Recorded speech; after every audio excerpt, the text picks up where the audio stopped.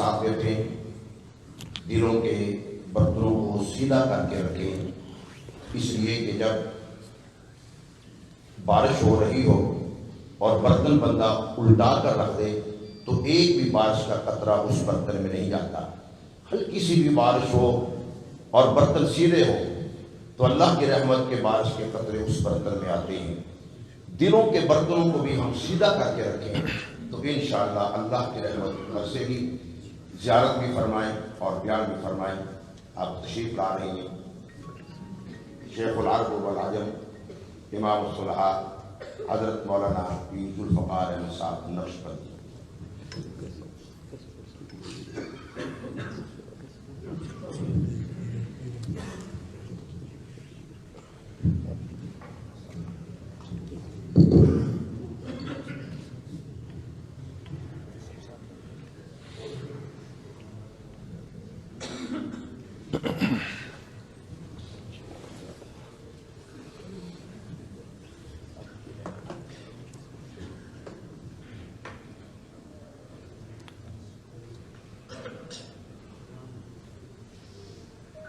الحمد للہ وکفا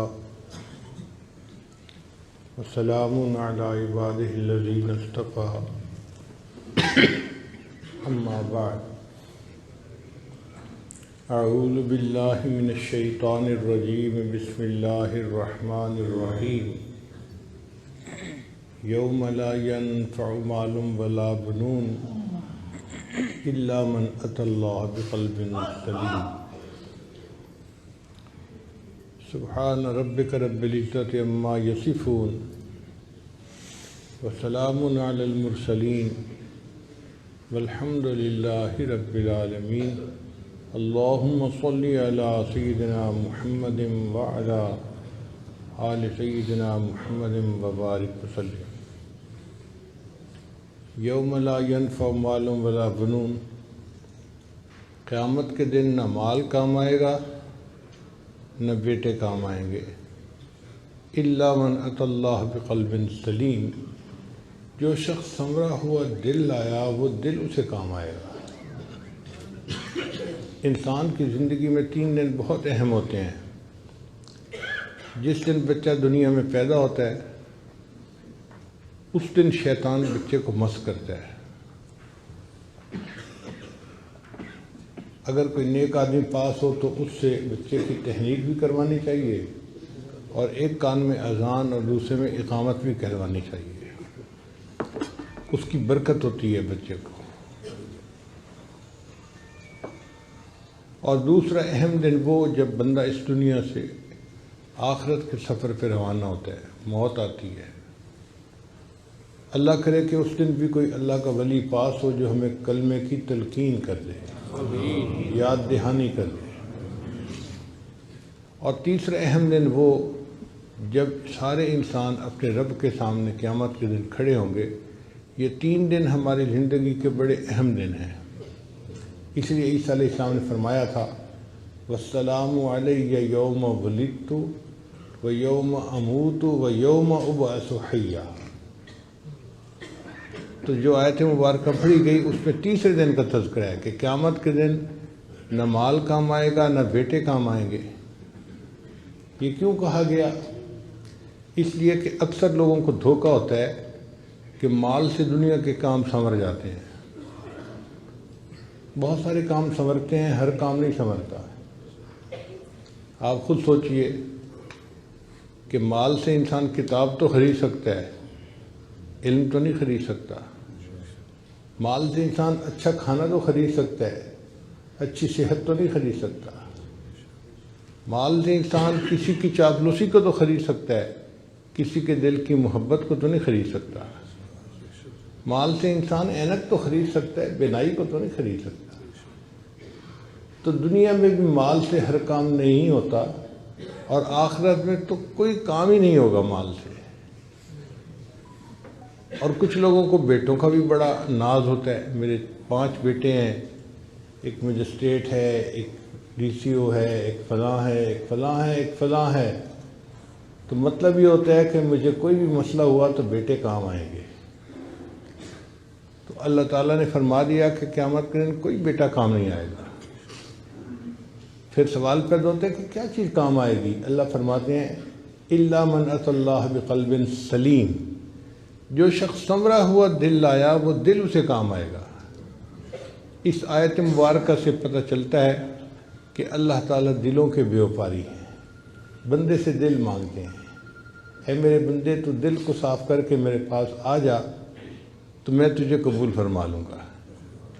عجیب بات ہے، جس چہرے کو دنیا کے لوگ دیکھتے ہیں اسے ہم روز دھوتے ہیں، اور جس دل کو اللہ دیکھتے ہیں اس کو صاف کرنے کی فرصت ہی نہیں ہوتی۔ ایک عورت روزانہ 2 گھنٹے اپنے گھر میں لگاتی ہے گھر کو صاف کرنے کے لیے، جھاڑو دیتی ہے، ویکیوم کلینر سے صاف کرتی ہے، ڈسٹنگ یہ وہ، گھر کو چمکا دیتی ہے۔ کوئی پوچھے کہ آپ نے اتنی مشقت کیوں اٹھائی، اتنا ٹائم کیوں لگایا؟ اور یہ اگر گھر گندا ہوگا تو خامن مجھ سے ناراض ہو جائے گا۔ اگر ایک عام گھر کے گندا ہونے سے خامن ناراض ہوتا ہے تو یہ دل تو اللہ رب العزت کا گھر ہے، اگر یہ گندا ہوگا تو اللہ تعالیٰ بھی ناراض ہوں گے۔ چنانچہ حدیث مبارکہ ہے، اللہ تعالیٰ ارشاد فرماتے ہیں کہ لا یسعنی ارضی ولا سمائی، نہ میں زمینوں میں سماتا ہوں نہ میں آسمانوں میں سماتا ہوں، میں مومن بندے کے دل میں سما جاتا ہوں۔ تو مومن کا دل اللہ کا گھر ہے، اللہ کا کوٹھا ہے۔ اس دل کو صاف رکھنا یہ ہماری ذمہ داری ہے۔ طالب علم کے ذہن میں سوال پیدا ہوتا ہے کہ جب یہ دل اللہ کا گھر ہے تو اللہ اسے خود ہی صاف کر لے، ہمیں کیوں حکم دیا صاف کرنے کا؟ علماء نے جواب دیا کہ جب گھر کسی کو استعمال کے لیے کرائے پہ دیا جائے تو گھر کو صاف رکھنا مالک کی ذمہ داری نہیں ہوتی، کرایہ دار کی ذمہ داری ہوتی ہے۔ اس لیے دنیا میں اللہ نے ہمیں حکم دیا میرے بندو تم میرے گھر کو صاف رکھو، اور اگر تم گھر کو گندا رکھو گے تو پھر میں بھی تم سے ناراض ہو جاؤں گا۔ یہ دل انسان کا عجیب ہے۔ نبی رسول نے ارشاد فرمایا ان فی جسد بنی آدم لمضغہ، بنی آدم کے جسم میں گوشت کا ایک لوتھڑا ہے، اذا فسدت فسد الجسد کلو، جب وہ بگڑتا ہے تو پورے جسم کے اعمال بگڑ جاتے ہیں، اور جب وہ سنورتا ہے تو پورے جسم کے اعمال سنور جاتے ہیں۔ الا وہی القلب، جان لو اس کا نام دل ہے۔ تو دل کے سنورنے سے انسان سنورتا ہے اور دل کے بگڑنے سے انسان بگڑتا ہے۔ اس لیے ہمیں چاہیے کہ ہم اپنے دلوں پر محنت کریں اور اس کو سنواریں۔ آپ بتائیے، اگر آپ دودھ لینے کے لیے جائیں اور برتن کے اندر گندگی لگی ہو تو کیا دودھ دینے والا دودھ دے دے گا؟ وہ کہے گا میاں صاف برتن لاؤ تب میں اس میں دودھ ڈالوں گا۔ جب دودھ ڈالنے والا گندے برتن میں دودھ ڈالنا پسند نہیں کرتا، اللہ تعالیٰ بھی انسان کے گندے دلوں میں اپنے نور کو ڈالنا پسند نہیں فرماتے۔ وہ بھی کہتے ہیں میرے بندو ذرا اس کو چمکاؤ، اس کو ذرا صاف کرو۔ اب اس دل کو صاف کرنا یہ ہماری ذمہ داری ہے۔ یہ دل کیسے صاف ہوتا ہے؟ ذکر سے صاف ہوتا ہے۔ فکر کی گندگی فکر سے دور ہوتی ہے۔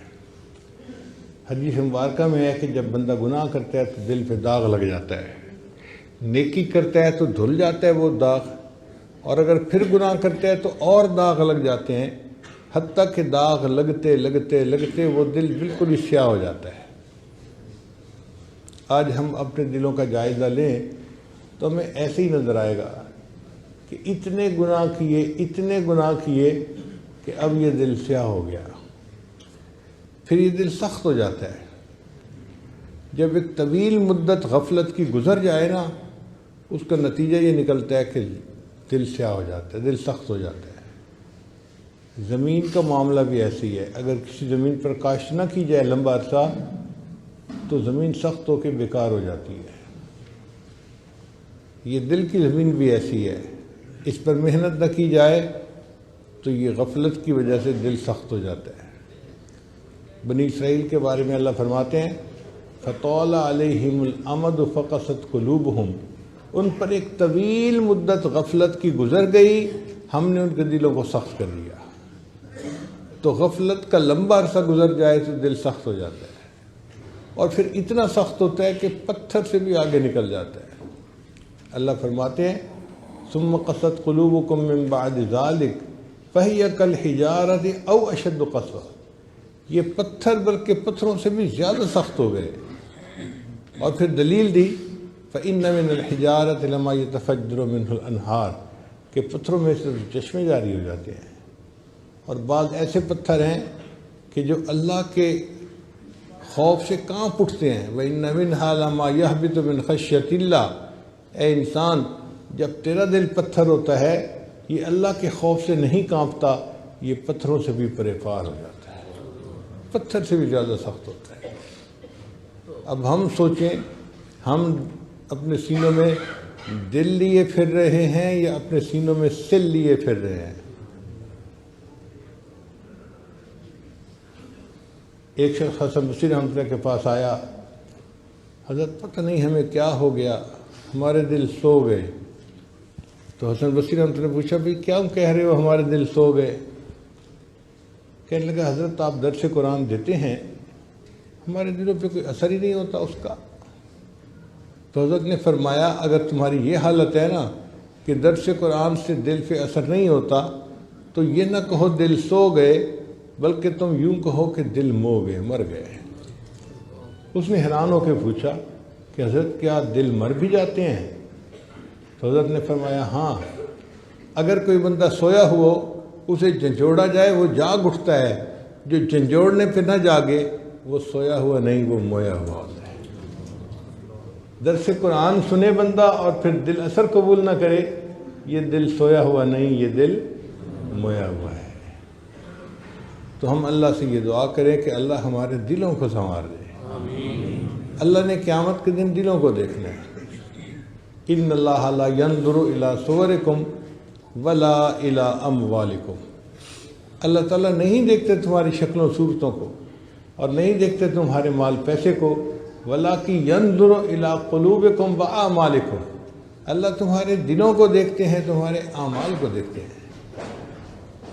ہم اللہ کا ذکر اتنا کریں کہ ہمارا دل اللہ کی محبت سے بھر جائے، لبریز ہو جائے، ایسی زندگی ہو کہ اللہ دل میں آ جائے، اللہ دل میں سما جائے، بلکہ سچ عرض کروں کہ اللہ دل میں چھا جائے، ایسی زندگی ہو، پھر اللہ تعالیٰ بندے سے خوش ہوتے ہیں۔ ہاں اس بندے نے میرے گھر کو صاف کیا اور اپنے دل کو نور سے بھر لیا۔ علماء نے ایک عجیب بات لکھی ہے، وہ فرماتے ہیں کہ اگر کسی گھر میں یا کمرے میں جاندار کی تصویر ہو تو حدیث مبارکہ میں آتا ہے کہ وہاں رحمت کا فرشتہ نہیں آتا۔ اگر کسی گھر میں کمرے میں جاندار کی تصویر ہے اس میں رحمت کا فرشتہ نہیں آتا، تو جس دل میں کسی غیر کی تصویر ہوگی اس دل میں اللہ کی رحمت کیسے آئے گی پھر؟ اور آج دلوں میں تو پتہ نہیں کس کس کی تصویریں پڑی ہوئی ہیں۔ ما هذه التماثيل التي انتم لها عاكفون، یہ دل صنم خانہ بن گیا، بت خانہ بن گیا، سچ عرض کروں ہمارا دل گند خانہ بن گیا۔ تو اس دل کو صاف کیجئے اور محنت کیجئے، یہ ہماری زندگی کا مقصد ہے۔ کھانا کمانا، گھر بار بیوی بچے، یہ ضروریات زندگی ہیں۔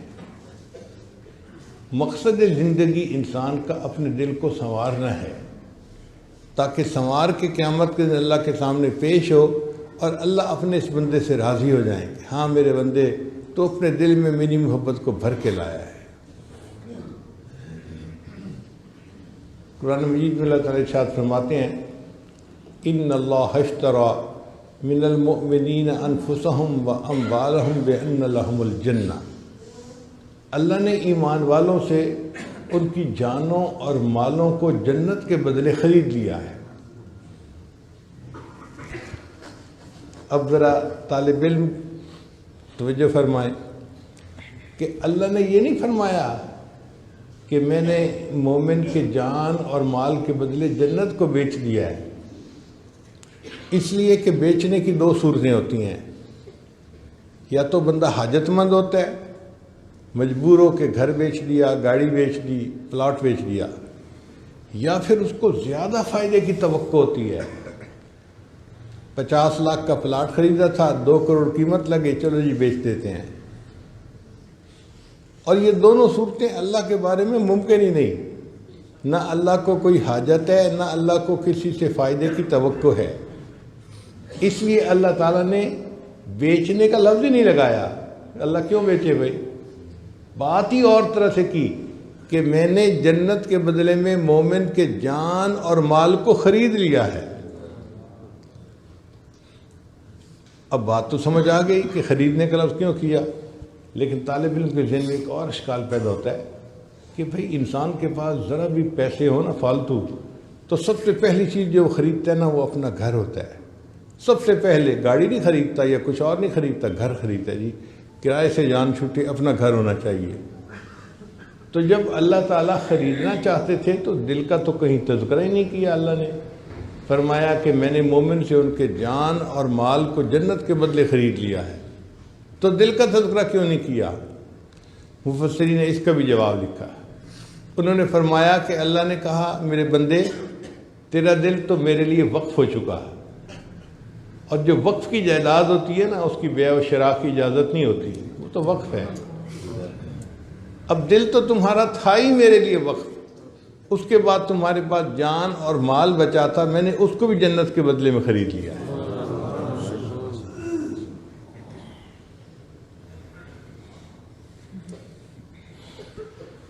اب یہ دل کیسے سنورے؟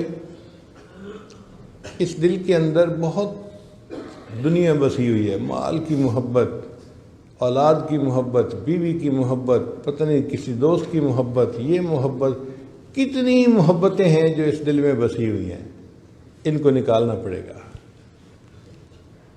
جب یہ محبتیں دل سے نکل جائیں گی نا اور دل بالکل خالی ہو جائے گا تو یہ دل بالکل صاف ہو جائے گا۔ لیکن ان محبتوں کو کیسے نکالیں؟ اس کا طریقہ یہ ہے کہ اللہ کا ذکر کثرت کے ساتھ کرے۔ دل میں جتنی غیر کی محبتیں ہوتی ہیں نا، ماں سوا کی محبتیں ہوتی ہیں، سب نکل جاتی ہیں۔ چنانچہ مفسرین نے ایک عجیب نقطہ لکھا ہے۔ حضرت اقدس تھانوی رحمۃ اللہ اپنی تفسیر بیان القرآن میں لکھتے ہیں کہ قرآن مجید کی ایک آیت ہے، ان الملوک اذا دخلوا قریۃ افسدوها وجعلوا اعزۃ اہلها اذلہ۔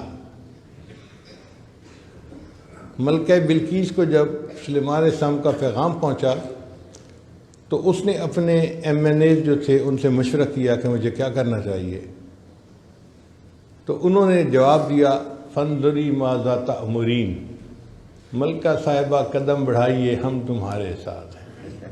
یہ پرانی رسم ہے، مگر وہ سمجھدار عورت تھی۔ اس نے کہا کہ دیکھو، جب بادشاہ کسی بستی میں داخل ہوتے ہیں افسدوہا، اور فساد مچا دیتے ہیں، وجعلوا اعزۃ اہلہا اذلہ، اور جو وہاں معزز ہوتے ہیں نا ان کو ذلیل کر کے باہر نکال دیا کرتے ہیں۔ تو میں سلیمان صاحب سے لڑائی نہیں کروں گی، میں خود جاؤں گی اور دیکھوں گی کہ وہ کس حال میں ہے۔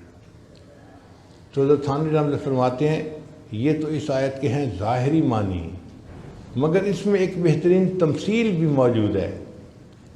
وہ تمثیل کیا کہ اگر ملوک سے مراد اللہ کا نام لے لیا جائے، مالک الملک کا نام، اور قریہ سے مراد یہ دل کا قریہ، دل کی بستی لے لی جائے، تو پھر اس آیت کا مفہوم یہ بنے گا ان الملوک اذا دخلوا قریۃ، جب اللہ کا نام انسان کے دل کے اندر داخل ہوتا ہے، افسدوہا، انقلاب مچا دیتا ہے، وجعلوا اعزۃ اہلہا اذلہ، اور دنیا جو اندر معزز بنی ہوتی ہے اس کو ذلیل کر کے باہر نکال دیا کرتا ہے۔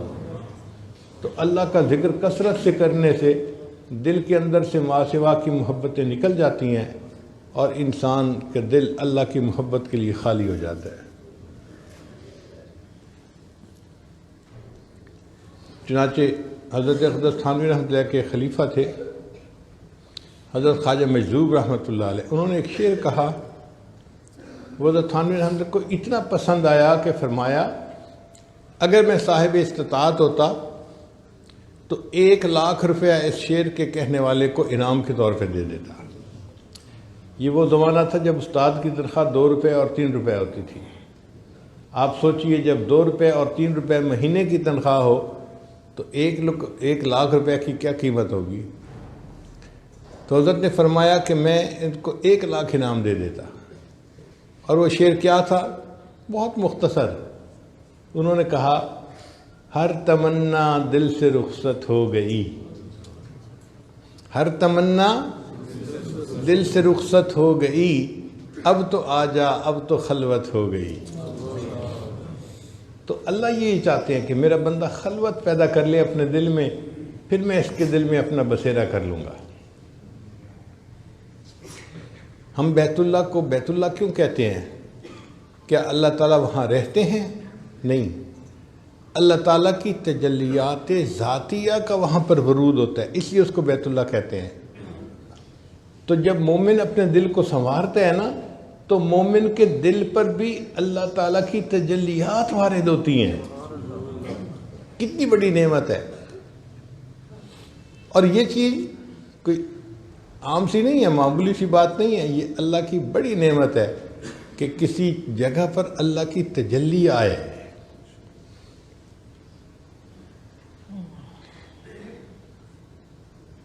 حضرت مفتی تقی عثمانی صاحب دامت برکاتہم کے اشعار ہیں، محبت کیا ہے دل کا درد سے معمور ہو جانا، متائے جاں کسی کو سونپ کر مجبور ہو جانا، قدم ہے راہ الفت میں تو منزل کی ہوس کیسی، یہاں پر عین منزل ہے تھکن سے چور ہو جانا، یہاں پر سر سے پہلے دل کا سودا شرط ہے یارو، یہاں پر سر سے پہلے دل کا سودا شرط ہے یارو، کوئی آسان نہیں ہے سرمد و منصور ہو جانا، بسا لینا کسی کو دل میں دل کا ہی کلیجہ ہے، دل کا کلیجہ سے مراد یہ دل کا ہی کارنامہ ہے۔ میں اس کو تھوڑا سا تبدیل کر کے یوں پڑھتا ہوں، بسا لینا کسی کو دل میں دل کا کارنامہ ہے، پہاڑوں کو تو بس آتا ہے جل کر طور ہو جانا۔ کوہتور کے اوپر اللہ کی تجلی پڑی تھی اور کوہتور کا وہ پہاڑ جل کر کوئلے کی مانند ہو گیا تھا۔ الحمدللہ اللہ تعالیٰ نے اس عاجز مسکین کو کوہتور پر جانے کی توفیق عطا فرمائی۔ ہم نے وہاں پر عجیب بات دیکھی، اتنی بڑی بڑی چٹانیں ہیں اور ان کو ایک انگلی پہ آپ یوں اٹھا سکتے ہیں، کوئلے کی طرح ہلکی جل کے ان کی یہ کیفیت ہو گئی تھی۔ اس لیے کہتے ہیں کہ کوہتور جل کے سرما بن گئی، اس لیے کہ وہ اللہ تعالیٰ کی تجلی کو برداشت ہی نہیں کر سکا۔ تو دیکھیں کوہتور اللہ کی تجلی کو برداشت نہیں کر سکا، لیکن انسان کا دل اللہ کی تجلی کو برداشت کر لیتا ہے تو انسان کا دل پھر کتنا عظیم ہوا۔ کتابوں میں لکھا ہے تو بعض مرتبہ ایک دن میں 70 مرتبہ اس کو محبت کی نظر سے دیکھتے ہیں۔ اللہ تعالیٰ ایک دن میں اپنے بندے کے دل کو 70 مرتبہ محبت کی نظر سے دیکھتے ہیں اور بندہ اس تجلی کو برداشت کر لیتا ہے۔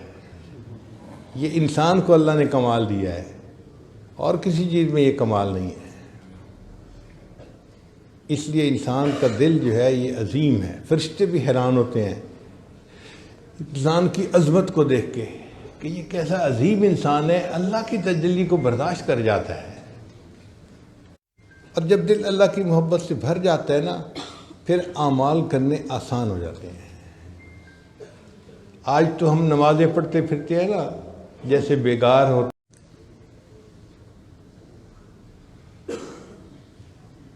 ایک نقطہ یہ بھی سمجھ لیجئے کہ محبت کی ابتدا بندے سے نہیں ہوتی، اللہ کی طرف سے ہوتی ہے۔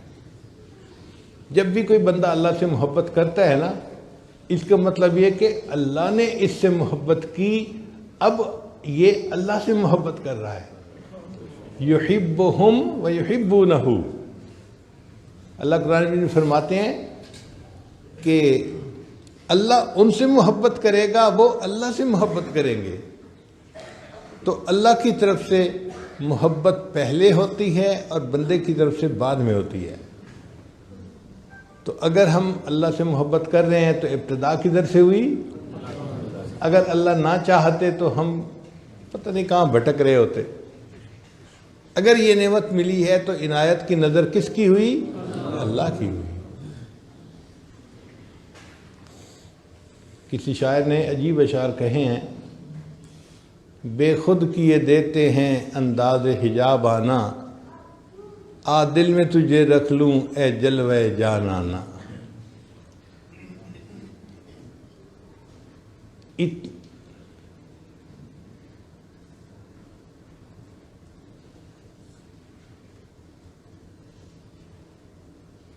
اے اہل کرم مجھ پر اتنا تو کرم کرنا، جب جان لبوں پر ہو تم سامنے آ جانا.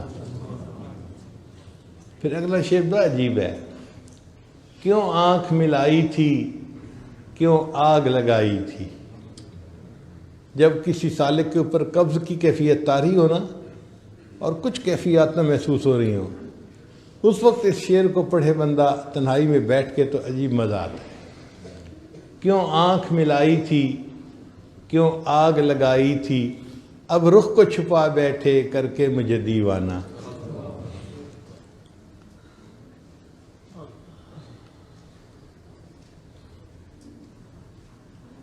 دنیا میں مجھے تم نے اپنا تو بنایا ہے، محشر میں بھی کہہ دینا یہ ہے میرا دیوانہ.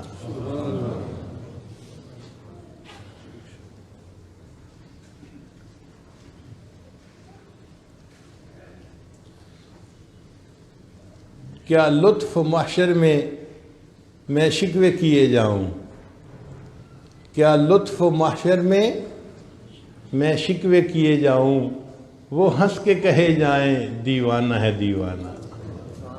اللہ کی ایسی محبت ہو کہ جب اللہ کے دربار میں پہنچے تو اللہ بھی یہ کہہ دیں یہ میرا دیوانہ تھا، یہ مجھ سے محبت کرنے والا میرا بندہ تھا. ایسی اللہ کی محبت دل میں آ جائے.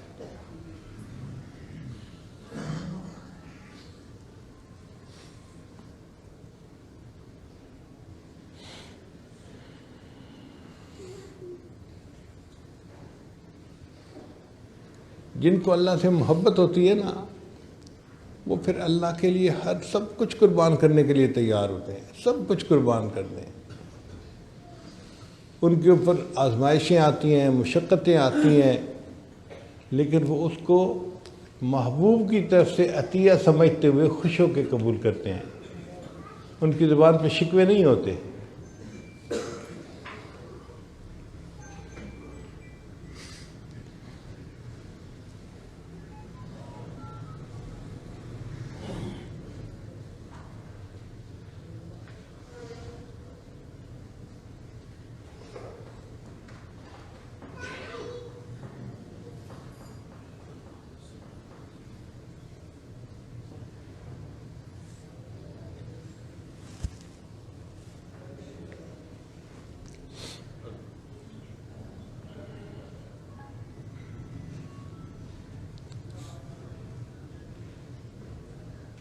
ہم جو اللہ تعالیٰ کے سامنے شکوے کرتے پھر رہے ہوتے ہیں نا، اصل میں محبت کی کمی ہوتی ہے. ہم حقیقت کو سمجھتے نہیں، چھوٹی چھوٹی باتوں پہ شکوے کرتے ہیں. بچہ بیمار ہو گیا، یہ ہو گیا، فلاں ہو گیا، نوکری نہیں ملی. بھئی یہ روزمرہ کے معاملات ہیں. جس رب نے کائنات کو بنایا ہے اس رب کو کائنات کا نظام چلانے دو نا. کیوں یہ چاہتے ہو کہ ہماری مرضی سے سب کچھ ہو جائے؟ ہم کیا حقیقت رکھتے ہیں؟ ہماری کیا اوقات ہے؟ ٹھیک ہے، ہم نے دعا مانگی تھی، اس شہنشاہ کی مرضی چاہے تو قبول کرے چاہے تو قبول نہ کرے. ہم بندے ہیں تو بندے بن کے رہے نا. ہم پتہ نہیں اپنے آپ کو کیا سمجھنے لگ جاتے ہیں. عجیب بات ہے کہ دعا بھی مانگتے ہیں تو عجیب طریقے سے، اللہ میری بیٹی کو رشتہ مل جائے، میرے بیٹے کو نوکری مل جائے. جیسے صبح صبح فور مین آتے ہیں نا اور ورکرز کو کام ذمہ لگاتے ہیں، اکرم تم یہ کر لینا، اسلم تم یہ کر لینا، اور فلاں تم یہ کر لینا، فلاں تم یہ کر لینا. ہم بھی اللہ تعالیٰ کے ذمہ کام لگا رہے ہوتے ہیں. اس کو دعا کہتے ہیں. دعا تو یہ ہوتی ہے کہ انسان عاجزی کے ساتھ اللہ کے سامنے سراپا سوال بن کے مانگ رہا ہو. جس فقیر نے 1 روپیہ مانگنا ہوتا ہے وہ کتنا لجاجت سے مانگتا ہے. ہاتھ بھی کانپ رہے ہوتے ہیں، کپڑے بھی پھٹے ہوئے پہنے ہوتے ہیں، شکل بھی مسکین بنائی ہوتی ہے، اور الفاظ کا چناؤ بھی ایسا ہوتا ہے کہ دل پہ اثر ہوتا ہے، اور وہ 1 روپیہ مانگ رہا ہے. ہم نے تو اللہ سے اللہ کو مانگنا ہے، تو ہمیں اللہ کے سامنے کتنی آہوازاری کرنے کی ضرورت ہے. مگر یہ چیز محبت سکھاتی ہے. محبت نہ ہو تو سمجھ نہیں آتی. اس لیے اللہ تعالیٰ سے دعا مانگیں، اے اللہ ہمیں اپنی محبت عطا فرما دیجیے. نبی علیہ السلام نے دعا سکھائی، اللہم انی اسألک حبک، اے اللہ میں آپ سے آپ کی محبت کا سوال کرتا ہوں. آج ایسے نوجوان بہت نظر آئیں گے جو اللہ تعالیٰ سے گھر مانگتے ہیں، بیوی مانگتے ہیں، اولاد مانگتے ہیں، نوکری مانگتے ہیں.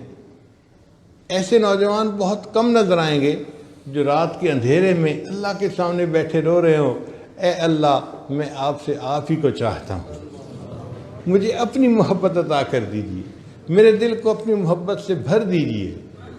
اس طلب میں رکھنے والے نوجوان بہت کم ہیں.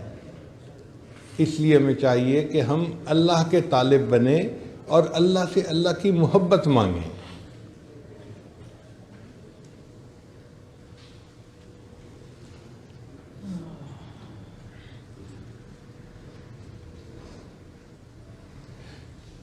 اردو کے چند اشعار تو میں نے آپ کو سنائے، اب میں آپ کو فارسی کے بھی چند اشعار سنا دوں.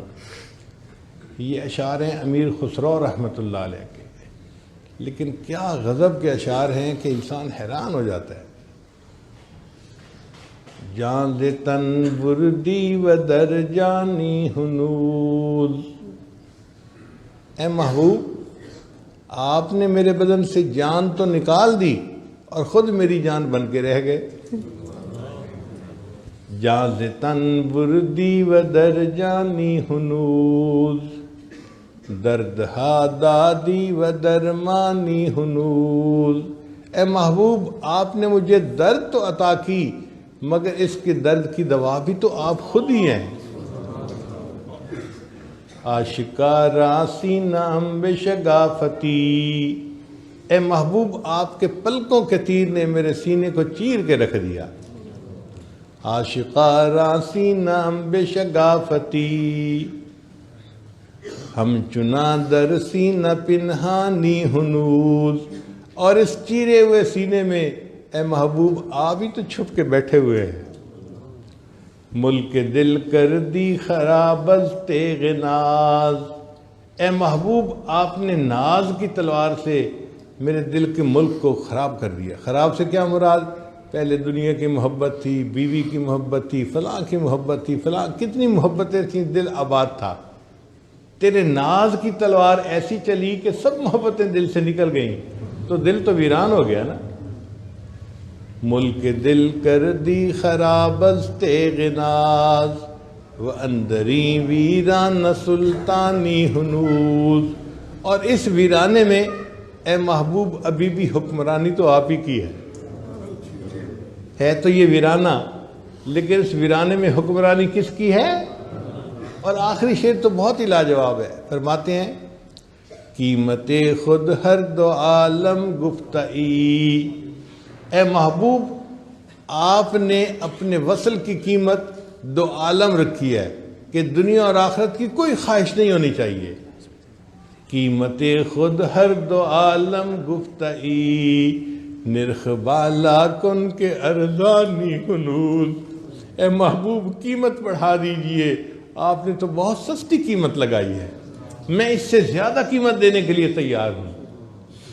تو جن کے دل میں اللہ کی محبت ہوتی ہے وہ تو اللہ کی خاطر سب کچھ قربان کرنے کے لیے تیار ہوتے ہیں. ان کا بس یہ دل چاہتا ہے کہ کاش اللہ کی محبت کرنے والوں میں ہمارا نام بھی شامل ہو جائے.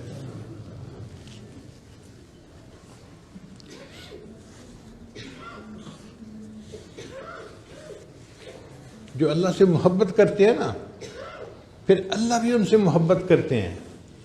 اور حدیث پاک میں آتا ہے کہ اللہ فرشتوں کی محفل میں بیٹھ کر ان کا تذکرہ کرتے ہیں.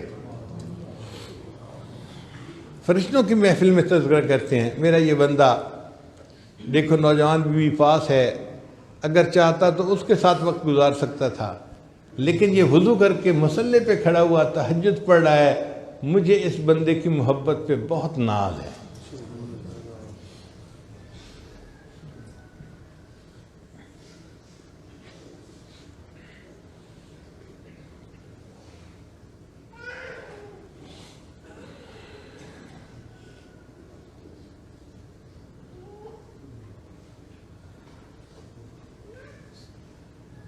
تیرے عشق نے مجھے غم دیا،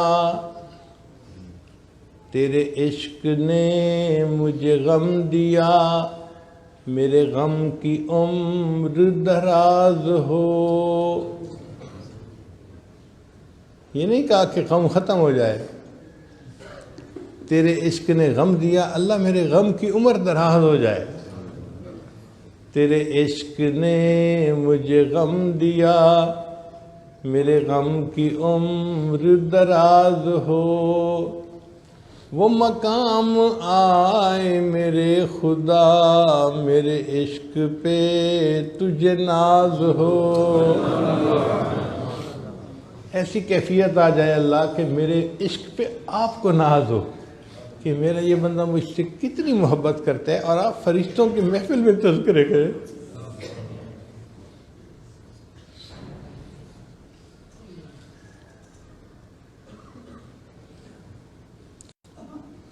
تو جب اللہ کی محبت دل میں بھر جاتی ہے تو بندہ ہر وقت اللہ کی محبت میں اپنا وقت گزارتا ہے، 24 گھنٹے اللہ کی محبت میں وقت گزارتا ہے۔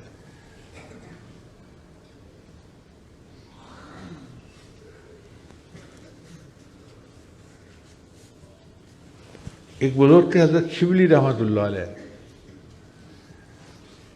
یہ تذکرۃ الاولیاء میں واقع لکھا ہوا ہے۔ ان کے سامنے کوئی اللہ کا نام لیتا تھا نا تو ان کی عجیب کرامت تھی، جیب میں ہاتھ ڈالتے تھے اور گڑ کی ڈلی نکلتی تھی، اس بندے کو گڑ کھانے کے لیے دے دیتے تھے۔ پھر دوسرے کی زبان سے اللہ کا لفظ نکلتا تو وہ اس کو گڑ کی ڈلی دیتے، ہر کسی کو گڑ کی ڈلی دیتے تھے۔ لوگ ان کے سامنے آ کے جان بوجھ کے اللہ کا نام لیتے تھے اور ان کو میٹھا کھانے کو مل جاتا تھا۔ تو کسی نے پوچھا شبلی آپ یہ کیا کرتے ہیں کہ جو اللہ کا نام لیتا ہے اس کو کھانے کے لیے گڑ کی ڈلی دیتے ہیں؟ تو شبلی رحمۃ اللہ نے جواب دیا، جس منہ سے میرے محبوب کا نام نکلے میں اس منہ کو شرینی سے نہ بھر دوں تو اور کیا کروں۔ کیا محبت ہوگی اللہ کے ساتھ کہ جس منہ سے میرے محبوب کا نام نکلے میں اس منہ کو شرینی سے نہ بھر دوں تو اور کیا کروں۔ ہمیں بھی ایسی اللہ کی محبت ہو جائے نہ نصیب کہ اس محبت کی حرارت ہمارا دل محسوس کر رہا ہو۔ چنانچہ نبی علیہ السلام نے فرمایا، حدیث مبارکہ ہے، احب اللہ بکل قلوبکم، لوگوں اپنے پورے دل کے ساتھ اللہ سے محبت کرو۔ ہم اللہ سے محبت کرتے ہیں مگر ادھورے دل کے ساتھ، باقی آدھا کسی اور کے پاس ہوتا ہے۔ اللہ تعالیٰ فرماتے ہیں نہیں، مجھے یہ شراکت پسند نہیں ہے، سب کو نکالو اس دل میں سے اور اس دل کو فقط میرے لیے خالی کر دو، تب میں تم سے راضی ہو جاؤں گا۔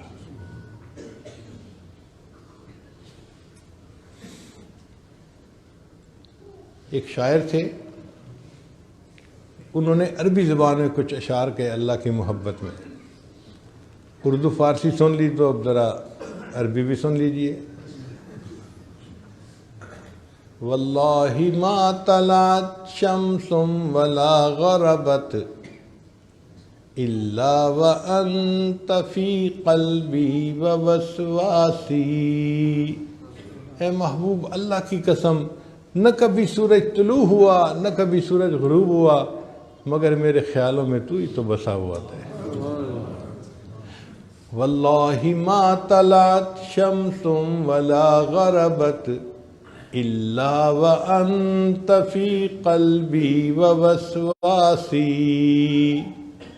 ولا جلست الى قوم احدثهم الا وانت حدیثی بین جلاسی، اور محبوب کبھی میں دوستوں کی محفل میں نہیں بیٹھا مگر ان دوستوں کی محفل میں میں تیری ہی تو باتیں بیٹھ کے کر رہا ہوتا ہوں۔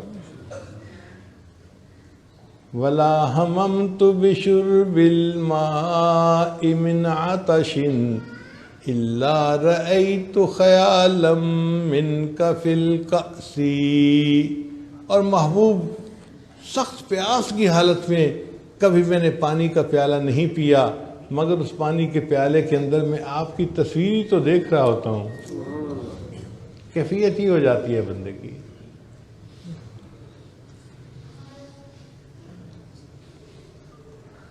کاش کہ ہمیں بھی اللہ تعالیٰ کی یہ محبت ملے اور ہم بھی زندگی کے چند لمحے گزاریں اس محبت میں ڈوب کے۔ چند لمحے اگر وہ زندگی میں مل گئے نا تو ہمارا بیڑا پار ہو جائے گا۔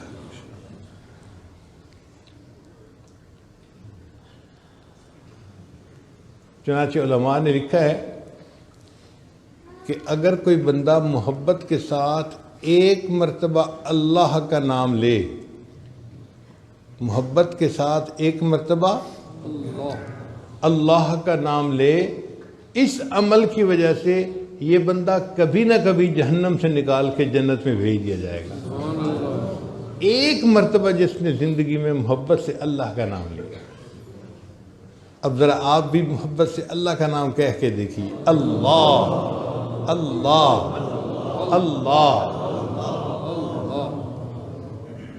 شاعر نے کہا تہلکا سا مچا دیتی ہے عرش آسمانی میں، تہلکا سا مچا دیتی ہے عرش آسمانی میں، جوانی جب محبت سے خدا کا نام لیتی ہے۔ جوان آدمی جب محبت سے اللہ کا نام لیتا ہے نا اللہ کا عرش بھی کانپ جاتا ہے۔ اللہ اس نوجوان سے بہت خوش ہوتے ہیں جو اللہ کی محبت میں ڈوب کے اللہ کا نام لے رہا ہو۔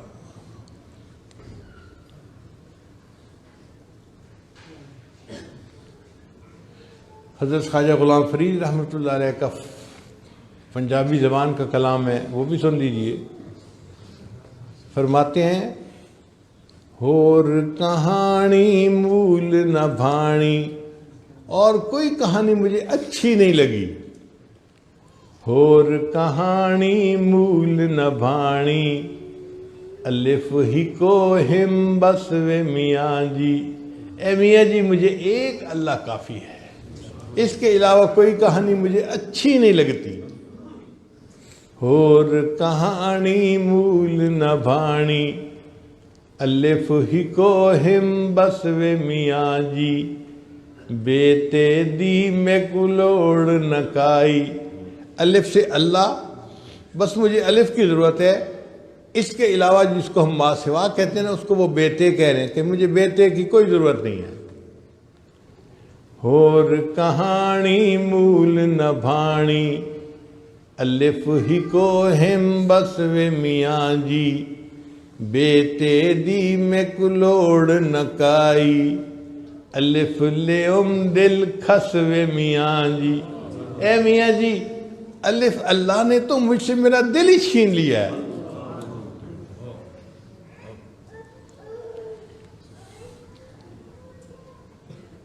عشقوں مول فرید نہ پھرسوں، اے غلام فرید میں اللہ کے عشق سے پیچھے نہیں ہٹوں گا۔ کوئی مجھے کہہ دے کہ تم چھوڑ دو اس کو تو میں نہیں چھوڑوں گا۔ عشقوں مول فرید نہ پھرسوں، روز نویں ہم چس و میاں جی، اے میاں جی مجھے روز ایک نئی چس ملتی ہے اس اللہ کے ذکر میں کیوں اللہ کے ذکر سے پیچھے ہٹوں گا۔ تو ہمیں بھی اللہ تعالیٰ اپنی ایسی محبت عطا فرمائے۔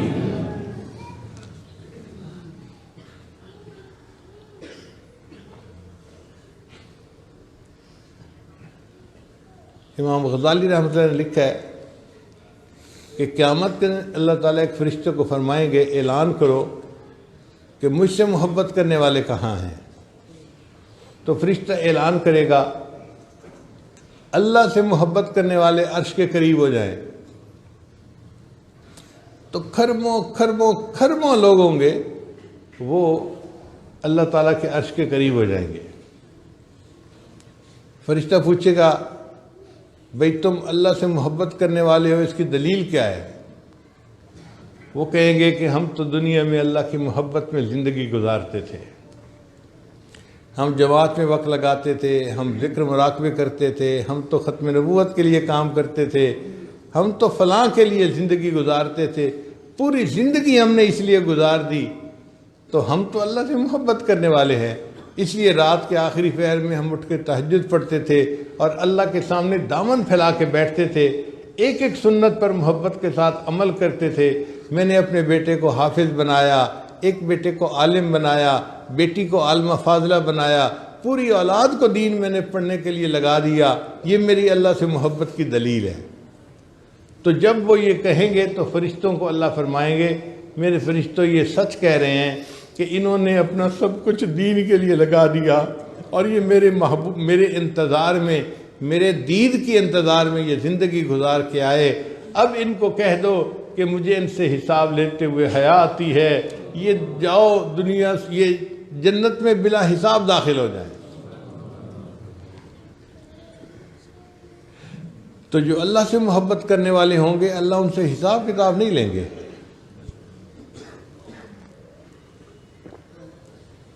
بلے شاہ رحمۃ اللہ کا ایک شعر سنیے، عجیب کلام کیا ہے انہوں نے، فرماتے ہیں کورے کاغذ کتاب نہ ہوں دے، اگر میں خالی کاغذوں کو جلد باندھ کے کتاب بنا دوں تو اس کو کتاب تو نہیں کہیں گے، اس پر تو ایک لفظ بھی نہیں لکھا ہوا۔ تو کورے کاغذ کتاب نہ ہوں دے تے سارے پھول گلاب نہ ہوں دے، سارے پھول گلاب کے نہیں ہوتے، کوئی کوئی پھول گلاب کا ہوتا ہے۔ کورے کاغذ کتاب نہ ہوں دے تے سارے پھول گلاب نہ ہوں دے، تے جے کر یاری لائیے بلیا تے یارہ نال حساب نہ ہوں دے۔ اور اگر یاری لگائے تو بلے شاہ یاروں سے پھر حساب نہیں کیا جاتا۔ جو اللہ سے دنیا میں یاری لگائے گا پھر اللہ قیامت کے دن اس سے حساب کتاب نہیں کریں گے، فرمائیں گے میرے بندے بلا حساب جنت چلے جاؤ۔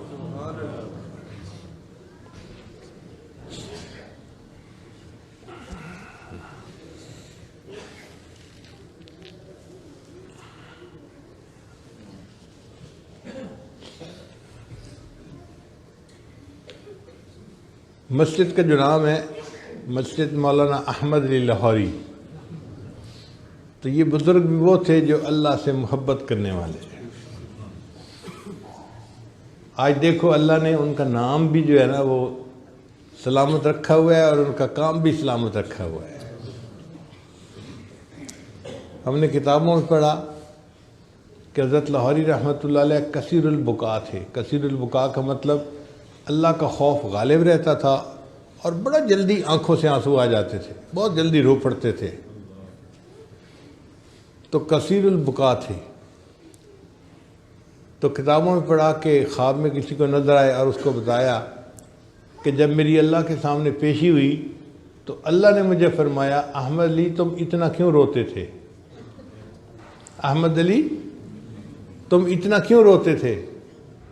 تو حضرت فرمان لگے کہ میں تو اور رونے لگ گیا کہ میں نے سوچا من نوقش فی الحساب فقد عذب، جس سے سوال جواب شروع ہو گیا وہ تو پھنس گیا، اور مجھ سے پوچھنا شروع ہو گئے ہیں کہ تو کیوں روتا تھا، تو میں اور رو پڑا۔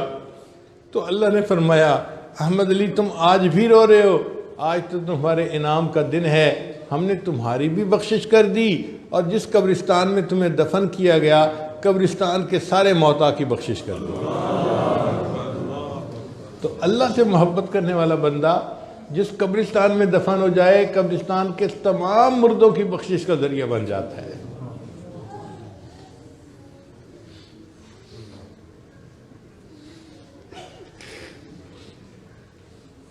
وآخر دعوانا ان الحمد للہ رب العالمین۔ دعا کروانی نہیں